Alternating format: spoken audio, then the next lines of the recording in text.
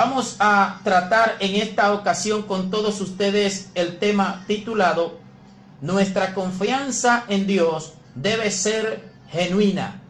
Muchas veces, por falta de comprensión de la naturaleza de Dios, nos acarreamos muchos sinsabores. Es frecuente que el ser humano tenga o se haga a la idea de que Dios actúa de una forma similar o igual a como lo hace el hombre. De ahí se deriva que muchas personas le asignan a Dios su sistema de pensamiento y también por lo mismo cosas que ellos suponen, imaginan o que presumen que van a acontecer, lo dan como un hecho. Pero vamos a ver que Dios es diferente, opera de una forma diferente a como operamos los seres humanos. Y al final de este tema, titulado Nuestra confianza en Dios debe ser genuina, nosotros estaremos en capacidad de ser seguidores de Cristo, cristianos más maduros, y por lo mismo la vida en Cristo se nos va a hacer más llevadera, más fácil, por decir un término. Primer punto que vamos a ver: cuando Dios decide cumplir su propósito, lo primero es realizar el cambio. ¿Qué queremos decir con realizar el cambio? Vamos a leer este texto bíblico que nos explica o nos sirve de fundamento para luego explicar qué significa realizar el cambio. Primera de Corintios capítulo 2 versículos 14 al 16 dice lo siguiente, en la traducción al lenguaje actual: en el nombre de Jesús. Los que no tienen el Espíritu de Dios no aceptan las enseñanzas espirituales, pues las consideran una tontería, y tampoco pueden entenderlas porque no tienen el Espíritu de Dios. En cambio, los que tienen el Espíritu de Dios todo lo examinan y todo lo entienden. Pero los que no tienen el Espíritu no pueden examinar ni entender a quienes lo tienen. Como dice la Biblia, ¿quién sabe lo que piensa el Señor? ¿Quién puede darle consejos? Pero nosotros tenemos el Espíritu de Dios y por eso pensamos como Cristo. Cuando nosotros nos referimos a que una vez que Dios decide cumplir su propósito en un ser humano, lo primero es realizar el cambio, queremos decir que la mente de esa persona tiene que ser cambiada o transformada de la forma natural a la forma espiritual. ¿Por qué? Porque naturalmente no se puede comprender ni se pueden aceptar las cosas que son del Espíritu de Dios, las decisiones de Dios, los propósitos de Dios. Las acciones de Dios no se pueden comprender desde el punto de vista natural humano. Escuche bien, cuando aceptamos a Jesucristo como Señor y Salvador de nuestra vida, al principio todos somos naturales, pensamos de una forma carnal, humana. Ahora, por esa razón, cuando Dios va a cumplir un propósito en usted o en cualquier otro ser humano, primero debe ser transformada su forma de pensar para que vaya comprendiendo la forma de Dios obrar. Dice la Biblia que para el hombre natural, esto lo dice en la Reina Valera, en Primera de Corintios capítulo 2 versículos 14 en adelante, en la Reina Valera 1960 dice que para el hombre natural las cosas que son del Espíritu de Dios son locura, y él no las puede entender porque se han de discernir espiritualmente. Es por eso que cuando usted comienza a vivir dirigido por el Espíritu de Dios, la forma suya muchos no la van a comprender. Cristianos no las van a comprender, no porque ellos no sean de Dios, sino porque todavía no han entrado a ese nivel de transformación y de cambio mental. Cuando usted es transformado por Dios mentalmente, usted comienza a pensar de acuerdo a como Dios quiere que usted piense, no de acuerdo a como el hombre piensa, no de acuerdo a como la carne, no de acuerdo a como el pecado quiere que usted piense, sino usted comienza a entender las cosas desde la perspectiva divina. Y es por eso que a veces llegan los conflictos con los demás o con otras personas, porque no comprenden por qué usted decide esto, por qué usted hace esto, por qué usted hace aquello, por qué usted se niega a esto, por qué usted se niega a aquello. Es importante, muy importante comprender que cuando Dios decide cumplir su propósito, lo primero es realizar el cambio de lo natural a lo espiritual, para que podamos comunicarnos con Dios y Dios se pueda comunicar con nosotros. Debemos hablar el mismo lenguaje. El lenguaje que Dios habla es el lenguaje del Espíritu, no es el lenguaje de la carne, no es el lenguaje del hombre natural. Entonces, por esa causa, el ser humano debe ser transformado o cambiado de esa naturaleza natural a la naturaleza espiritual. Punto 2. Busco a Dios en una dirección, pero Él llega por una dirección diferente. En Isaías 55, verso 8, en la traducción al lenguaje actual, la Biblia dice: Dios dijo, yo no pienso como piensan ustedes, ni actúo como ustedes actúan. Mis pensamientos y mis acciones están muy por encima de lo que ustedes piensan y hacen. Están más altos que los cielos, les juro que así es. Isaías 55, versículo 8, traducción al lenguaje actual. En la medida en que nosotros vamos siendo transformados por Dios y comenzamos a comprender su forma de actuar, esto normalmente lo adquirimos a través de las enseñanzas que el mismo Dios nos da a nosotros en el terreno de la práctica. ¿Qué es lo que quiero decir?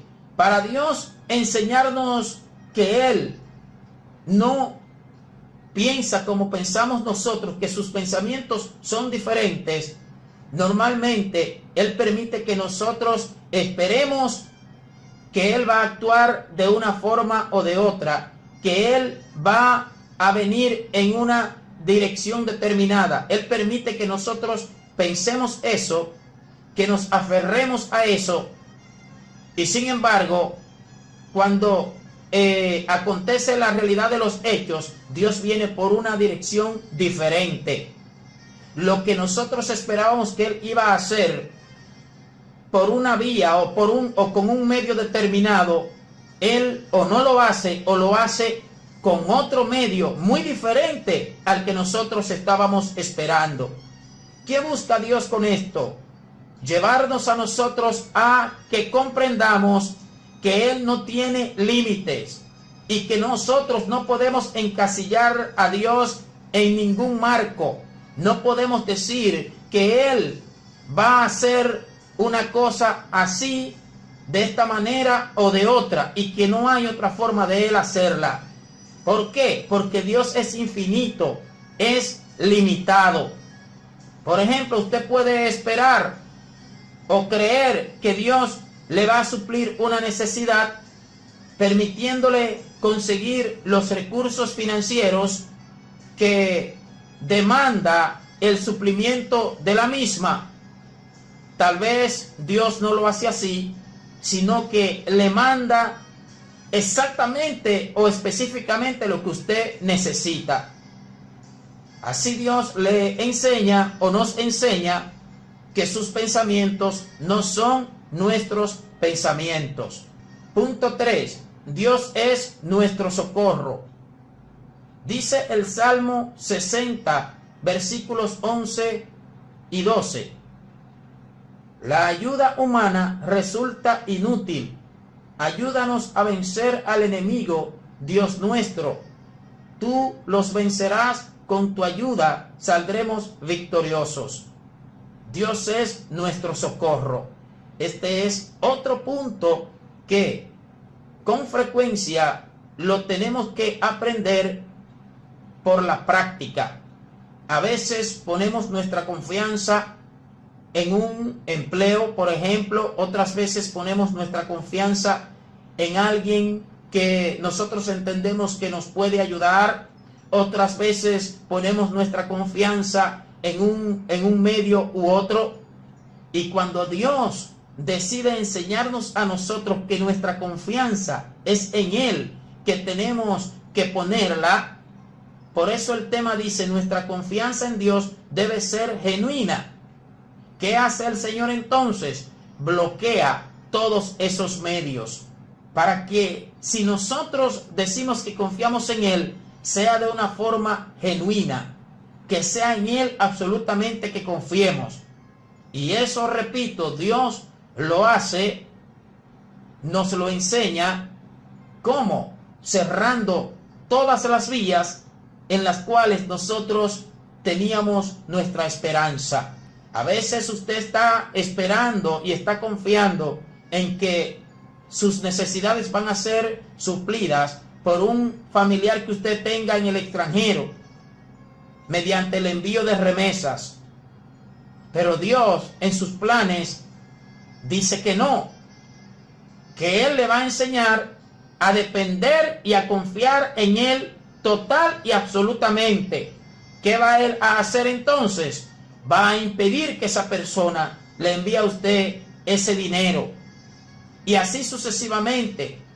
Si usted cree y está limitando a Dios a un empleo, o sea, usted no cree que Dios le puede sostener, le puede sustentar, si no es a través de un empleo. Si Dios quiere enseñarle que sí, que Él, como Dios que es y como todopoderoso que es, ¿qué hace Él? Posiblemente le cierre esa puerta, le cierre ese empleo, y así sucesivamente.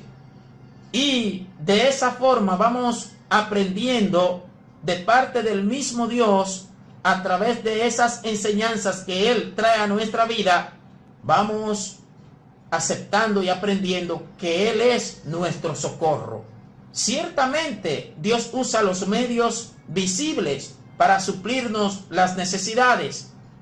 Puede usar el dinero, puede usar la misma especie. Por ejemplo, si usted necesita un par de zapatos, Dios le puede suplir el dinero para que lo compre, pero también puede suplirle el par de zapatos como tal. Dios emplea los empleos seculares para permitirnos a nosotros los ingresos que necesitamos para sufragar nuestros gastos.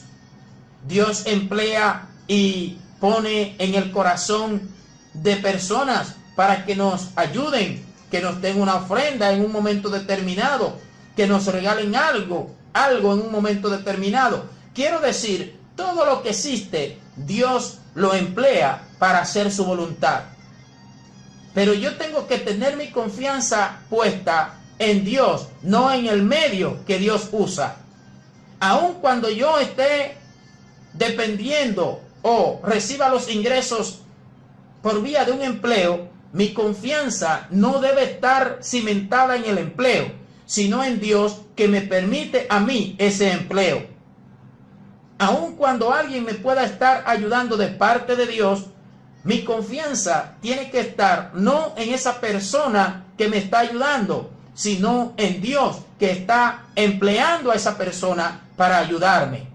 Si nosotros no nos decidimos a comprender estas cosas, con frecuencia doy este tipo de consejos. Una de las formas en que nosotros podemos ayudar a que los planes de Dios se desarrollen con normalidad en nuestra vida, sin retraso, es aceptando su voluntad, no resistiéndonos a lo que Él decida. Cuando nos resistimos a lo que Dios decide, entonces el tiempo no lo aprovechamos o lo perdemos, porque en vez de ser facilitadores de lo que Dios quiere hacer en nosotros, estaríamos siendo de piedra de tropiezo. Si Dios no quiere, por ejemplo, que usted tome prestado, si Dios no quiere que usted compre cosas a crédito, que usted coja fiado, como decimos nosotros en lenguaje coloquial, no lo haga, porque entonces, si usted se resiste a aceptar que Dios no quiere que usted actúe de esa forma, ¿qué posiblemente Dios permita? Posiblemente Dios va a permitir que usted tome prestado, que usted coja fiado, y sin embargo no le va a permitir los recursos para que usted pueda honrar esos compromisos que usted ha hecho. Hasta que usted comprenda que es que Dios no quiere que usted haga eso. Entonces es una forma sabia que nosotros podemos aplicar a nuestra vida. Aceptar las decisiones de Dios, no oponernos a ellas. Mientras más nos resistimos a los propósitos de Dios, a los pasos que Dios traiga a nuestra vida, más se va a retrasar el cumplimiento de su plan en nosotros. Punto 4. Dios cierra las puertas y Dios las abre. Aquí prestemos mucha atención. La Biblia dice en Apocalipsis capítulo 3, verso 7 lo siguiente: escribe al ángel de la iglesia de Filadelfia: yo soy el verdadero Hijo de Dios. Yo gobierno sobre el reino de David. Cuando abro una puerta, nadie puede volver a cerrarla, y cuando la cierro, nadie puede volver a abrirla.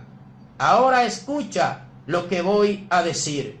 Cuando Dios abre, nadie cierra, y cuando Él cierra, nadie abre. Ahora, ¿por qué muchas veces el cristiano se confunde y hasta llega a pensar que el adversario, el diablo, puede cerrarle una puerta y puede estancarle una bendición? Por lo siguiente: no se da cuenta esa persona que no es ni el diablo ni nadie que está impidiendo que esa puerta se abra, sino es el mismo Dios que lo está haciendo. Porque Él mismo dice que si Él decide abrirla, nadie la puede cerrar. Eso significa que si está cerrada, es porque Él mismo permite que esté así. Bueno, esto vale para el que anda en obediencia delante de Dios. Aquella persona que no se dirige por sí misma ni por ningún otro medio, sino que se dirige por el Espíritu de Dios, que obedece, que se mueve según la trayectoria que Dios le haya marcado. Entonces, si nosotros no conocemos estas verdades, podemos caer en el error de creer que Dios no tiene el poder para hacer cualquier cosa, principalmente aquellos que Él nos haya dicho que va a hacer. Es que Dios es quien abre las puertas y Dios es quien las cierra. Punto 5. Decidiendo según la lógica humana. Otro punto muy importante que debemos comprender. Proverbios capítulo 19, versículo 21 dice en la Biblia de las Américas: muchos son los planes en el corazón del hombre, mas el consejo del Señor permanecerá. ¿Qué significa este versículo? Significa que usted y yo podemos pensar, podemos programar, podemos decidir, podemos tener ideas y todo lo demás, pero lo que Dios determine es lo que se va a hacer. Aquí muchas personas también yerran por falta de conocimiento de la naturaleza de Dios. Muchos evangélicos hacen las cosas porque ellos deciden de acuerdo a la lógica humana, de acuerdo a la razón. Y así toman decisiones que no son la voluntad de Dios o que son la voluntad de Dios, pero todavía no es tiempo para tomarlas. Pongo por ejemplo lo siguiente. Supongamos a alguien a quien Dios le haya dado el talento para cantar. Si es así, esa persona va a tener cuerdas vocales apropiadas para ello, va a entonar, va a tener las características necesarias para ser un cantante, una persona que canta. Ahora, según la lógica humana, según el razonamiento natural del hombre, si esa persona canta, si tiene cualidades para el canto y tiene los recursos necesarios, pues debería esa persona hacer una producción musical. Esto es según la lógica humana, según las deducciones del hombre natural.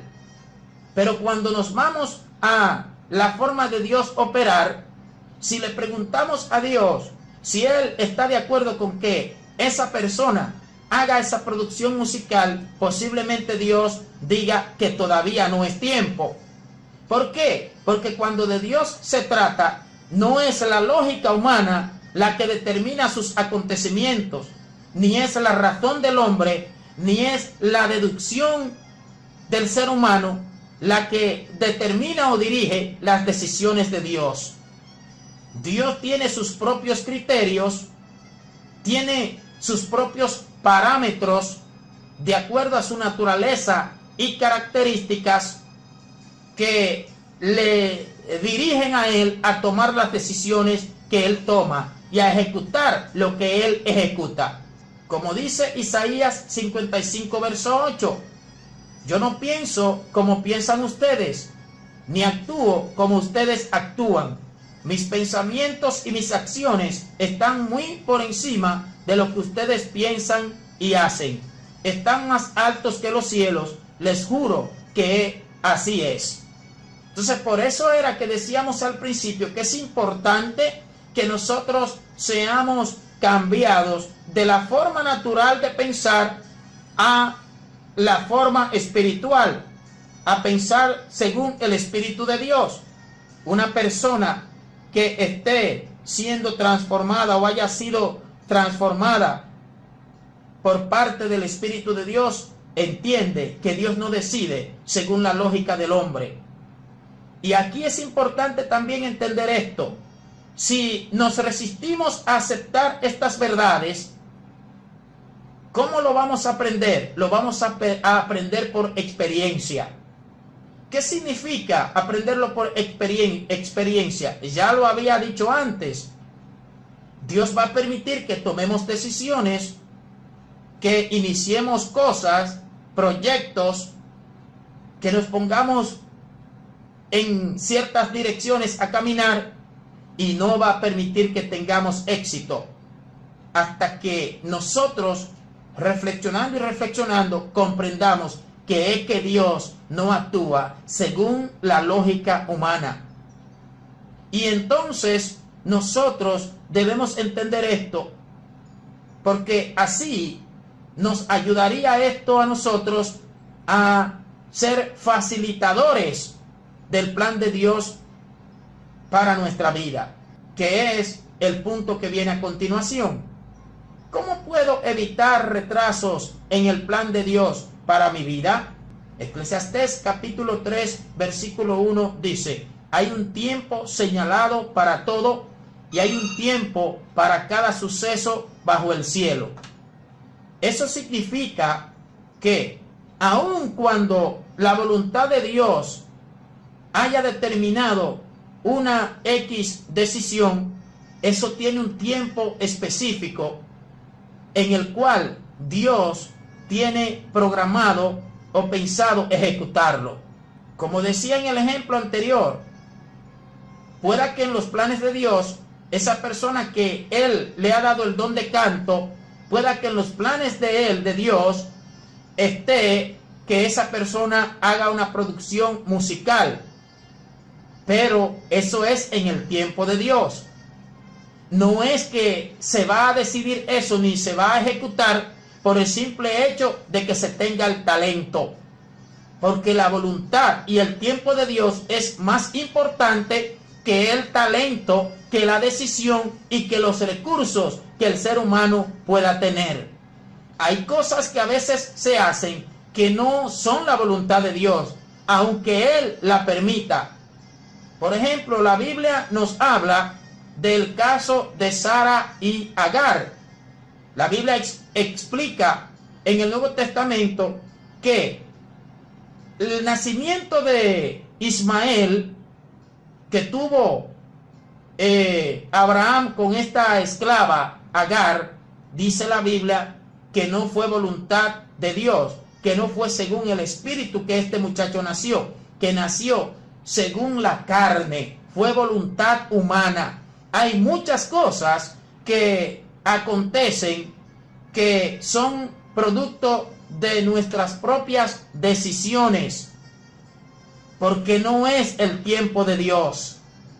No pretendamos nosotros hacer cosas fuera de la voluntad de Dios, aunque tengamos los recursos para ello, aunque entendamos que tenemos las cualidades o características para ello. Vamos a procurar primero saber si es la voluntad de Dios, si es el tiempo de Dios que hagamos eso. Porque de lo contrario no va a contar con su aprobación, con su respaldo, con su unción. Y aunque hayan recursos de sobra, y aunque hayan talentos de sobra, si no se cuenta con la unción de Dios, con la aprobación de Dios, no se va a tener el éxito esperado. Y es lo que nosotros debemos anhelar, tener éxito y ser prosperados en todo, pero de acuerdo a la voluntad absoluta de Dios. Nuestra confianza en Dios debe ser genuina. No debemos estar proliferando o proclamando con la boca que confiamos en Dios cuando en realidad todavía nuestra confianza en Él no es genuina. Como pensar, Dios me suple mis necesidades, yo confío en Él, yo confío en que Él me va a suplir mis necesidades, pero es porque yo tengo un empleo, es porque yo tengo un familiar que me manda remesas del extranjero, es porque hay una persona que me está dando una ofrenda. No, eso no es confiar en Dios genuinamente. Confiar en Dios genuinamente es saber que aunque esa persona deje de enviar las remesas y que aunque el empleo ya no esté, o que aunque la persona que da la ofrenda ya no la dé, que si Dios ha decidido que nos va a sustentar, que nos va a sostener, Él lo va a hacer por la vía que sea. Eso es confiar en Dios genuinamente. Confiar en Dios es estar seguro desde lo más profundo del ser, de corazón, que aunque no hayan vacas en los corrales, que aunque en las vides no hayan frutos, que aunque los labrados no den mantenimiento, que con todo nosotros nos alegraremos en Jehová, en el Dios de nuestra salvación. Confiar en Dios es saber que aunque falte todo lo demás, si Dios dijo que va a suplir lo necesario, Él lo hará. Y eso es importante, que nuestra confianza en Dios sea genuina. Dios nos bendiga rica y abundantemente.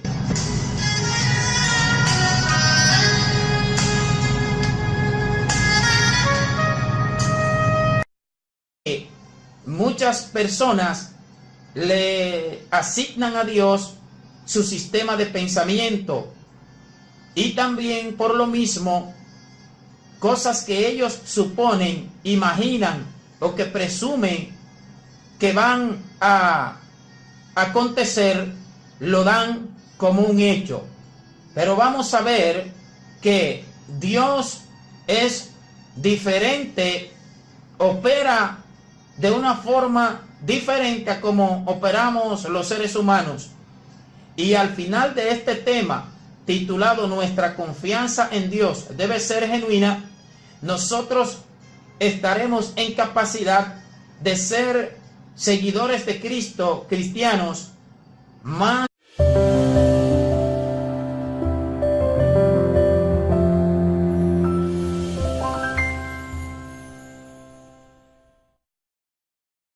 Vamos a tratar en esta ocasión con todos ustedes el tema titulado Nuestra confianza en Dios debe ser genuina. Muchas veces, por falta de comprensión de la naturaleza de Dios, nos acarreamos muchos sinsabores.